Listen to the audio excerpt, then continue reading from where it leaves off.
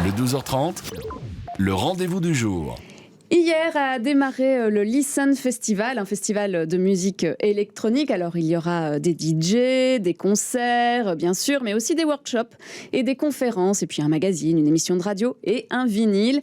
Et ce soir, il y aura une question qui sera posée. Quelle est la place du clubbing dans la culture? Alors pour en parler avec nous, nous avons le co-organisateur du festival et le fondateur de la Brussels by Night Association, Lorenzo Serra. Bonjour. Bonjour. Bonjour. Alors, vous posez cette question, le clubbing pour vous, c'est de la culture ou ça n'en est pas? Pour moi, c'est une évidence que c'est de la culture et qu'on est juste sur un créneau horaire décalé par rapport à plein d'espaces culturels avec une production culturelle évidente. Et pour les autres, vous avez l'impression que ça en est de la culture ou pas? Je pense que pour un grand nombre de professionnels, il n'y a pas de doute là-dessus. D'ailleurs, le secteur culturel classique est venu chercher le monde de la nuit et le monde des festivals pour signer une carte blanche pendant la pandémie, pour défendre la réouverture de tous les lieux dynamiques, debout, dansants, dont la nuit fait partie. Donc effectivement, je pense que pour les professionnels, il n'y a aucun doute là-dessus. Il y a d'autres villes qui ont ouvert la voie, dont Berlin a clairement reconnu les espaces dansants comme faisant partie de la culture de la ville, et avec des répercussions tant au niveau développement artistique que culturel, que touristique et économique. Donc je pense que Berlin lead le monde européen par rapport à ça, et bon, il n'y a aucun doute non plus sur Amsterdam et la Hollande, ils sont clairement en avance à ce niveau-là. Et les politiques, vous avez l'impression qu'ils ont trouvé que c'était de la culture pendant la pandémie? Certains politiques se sont pas mal positionnés. D'ailleurs, il y a une invitée de choix. Il y a deux invités de choix dans la table ronde qui a lieu de 7 à 18 heures aujourd'hui. Il y a Lutz, qui est en fait un des porte-parole de la Club Commission et qui a travaillé sur le fait que la nuit est reconnue comme culture à Berlin. Il vient cet après-midi pour en parler.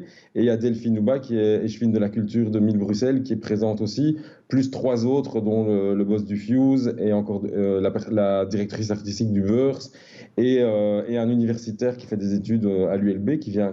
Donc ces 5 personnes sont dans le débat. Et je pense que ça va être très, très, très intéressant. Donc oui, pour répondre à votre question, je pense que certains politiques aujourd'hui en sont persuadés. Les plus jeunes d'entre eux, c'est sûr. Maintenant, il y a aussi un grand défi à faire reconnaître ça, c'est que ces établissements soient protégés dans un tissu urbain comme faisant partie de la vie et de la ville. Parce qu'effectivement, se posent des questions comme le droit d'antériorité. Donc le droit d'antériorité, c'est tout simplement que des riverains qui viendraient s'installer là dans une zone qui est complètement désertée au début, où la nuit fait partie de la redynamisation d'une zone de la ville qui est plutôt désaffectée, eh bien, à un moment, les riverains, 10 ans plus tard, ils se disent « Oh, finalement, cette nuit, elle nous dérange un peu » et ils commencent à porter plainte contre. Et donc, il faut réussir à protéger ces lieux qui participent au réembellissement de la ville et aux redynamisations de certains quartiers de la ville. Vous pensez à quoi? Au Hall Saint-Géry, par exemple, ou alors au quartier du Canal, qui est en train de se développer, mais où il y avait des clubs?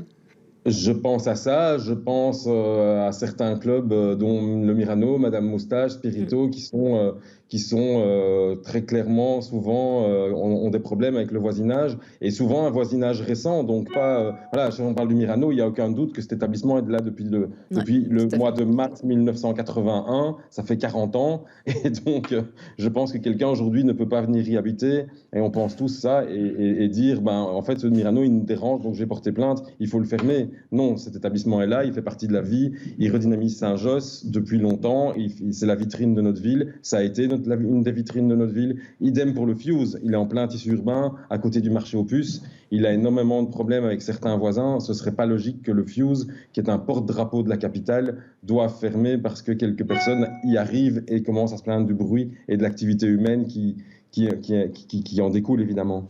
Lorenzo Serra, vous parlez justement de cette vitrine que représente le Mirano, le Fuse ou autre boîte de nuit. Est-ce que c'est même pas plus une identité, une véritable identité d'un quartier ou d'une population, des habitants bruxellois?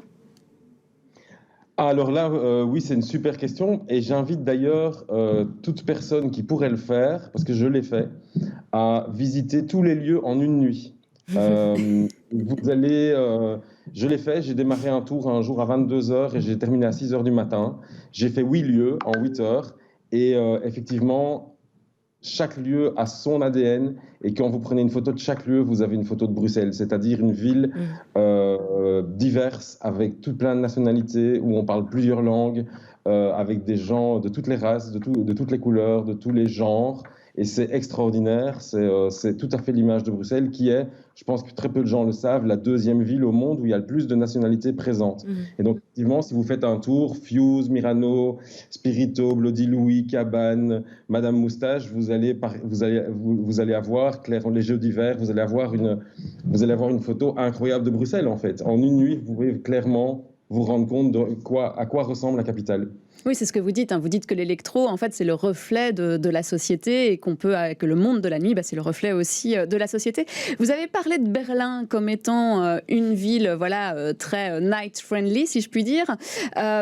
Bruxelles aujourd'hui, sur la scène internationale, elle en est où? Parce qu'on sait que c'était quand même, une ville assez importante. Vous avez parlé du Myrano au niveau du monde de la nuit.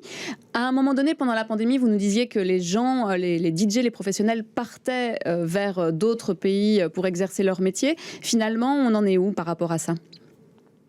Alors, on a perdu du savoir-faire, en fait, au niveau des techniciens. Donc là, il y a clairement des gens qui se sont exportés. Au niveau artistique, on va surtout voir, je pense, là, comme je le disais à l'époque, on va certainement voir les conséquences plutôt à partir du mois de septembre, octobre, novembre. Est-ce qu'il va y avoir une nouvelle vague Covid? Si c'est le cas, comment est-ce que le gouvernement va réagir? Et là, je pense que beaucoup de jeunes prendront des décisions. Si jamais une réaction revenait à dire on referme ce secteur-là, je pense que là, il y aura effectivement un très grand exode. Il a commencé au niveau clairement des techniciens. Je parle des gens, des spécialistes en lumière, spécialistes en son, ou les spécialistes en food and beverage. On en parle très très peu, mais il y a beaucoup de gens qui sont partis dans d'autres pays pour travailler tout simplement. Et donc nous, on a perdu des gens. Moi, personnellement, j'ai perdu des personnes dans mon équipe. Oui, on a été impacté par ça. On en est où? Je pense que par contre, Bruxelles était juste avant le Covid dans les villes à suivre, dans les villes qui mettaient une certaine tendance. Pourquoi? Parce qu'on a énormément de diversité, comme je le disais au début. Et donc on est vraiment unique en notre genre à ce niveau-là. Tant en production de soirée qu'en production musicale. Et donc, on est unique en notre genre en Europe, ça c'est sûr. Donc, le travail et notre travail à tous dans le métier, c'est de se dire on doit absolument mettre Bruxelles dans le top 10. Super. Écoutez, on va d'abord imaginer qu'il n'y aura pas de nouvelle vague en octobre. On va croiser les doigts. Si on veut se rendre au Listen Festival, il y a un site internet où on peut trouver toutes les informations, je suppose? Oui, alors c'est listenfestival.be et tout se trouve là. Il y a évidemment un événement Facebook qui est Listen Festival 2022 où on a aussi toutes les informations qui sont reprises. Merci beaucoup Lorenzo Serra d'avoir été avec nous. Bonne journée à vous. Merci à vous.